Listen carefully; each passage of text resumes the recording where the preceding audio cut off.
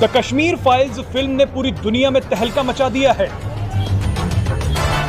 लेकिन आज हम आपको कश्मीर का ही एक ऐसा वीडियो दिखाएंगे जिसे देखकर आपका सीना गर्व से चौड़ा हो जाएगा। ये तस्वीरें उन सभी लोगों के मुंह पर जोरदार तमाचा हैं जो कश्मीर को कभी भारत का हिस्सा मानते ही नहीं थे। आज पाकिस्तान और भारत में बैठे पाकिस्तान के प्रेमियों को कश्मीर की ये तस्वीर जरूर देखनी चाहिए। कभी आतंकियों का गढ़ रहे कुपवाड़ा के कुनन पोशपोरा इलाके से भारत विरोधी नारे लगते थे, लेकिन आज इसी गांव की महिलाएं अपने देश के लिए तिरंगा सिलने का काम कर रही हैं।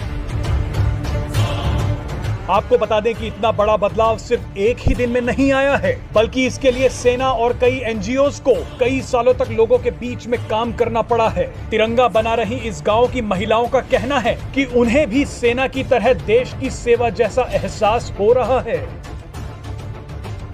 इस वीडियो में हम आपको बताएंगे कि कश्मीर के आम लोगों को गुमराह करने वाले लोग अब किस तरह से तबाह हो चुके हैं।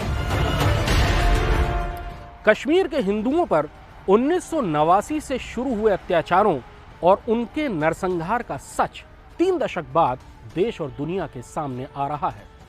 इस सच को 3 दशक तक दबाया गया और इसके बदले एक काउंटर नैरेटिव सेट किया गया। ये काउंटर नैरेटिव था भारतीय सुरक्षा बलों के हाथों कश्मीरियों के दमन और अत्याचारों की काल्पनिक कहानियां। ऐसी ही एक काल्पनिक कहानी 23 फरवरी 1991 को कुपवाड़ा जिले के कुनन और पोशपुरा गांव में गढ़ी गई थी।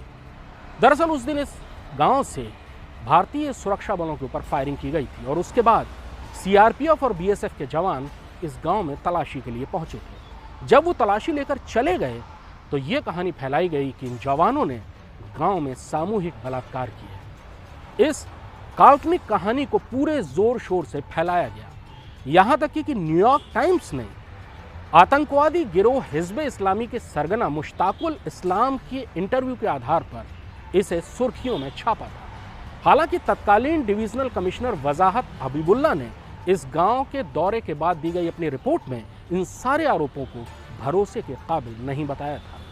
बहरहाल 3 दशक बाद कुनन पोशपुरा गांव की कहानी कुछ और है। इस गांव के बाशिंदे आज मानते हैं कि उनको गलत रास्ते पर ले जाया गया और उनसे गलत बातें बुलवाई गई। इस गांव की महिलाएं अपने घरों में तिरंगा झंडा सीती हैं जो पूरे देश में और विदेशों में भी सप्लाई किए जाते हैं।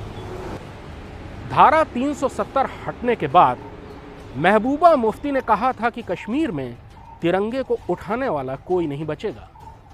आज कुनन पोशपुरा गांव की महिलाएं सैकड़ों हजारों तिरंगे झंडे सिलकर महबूबा मुफ्ती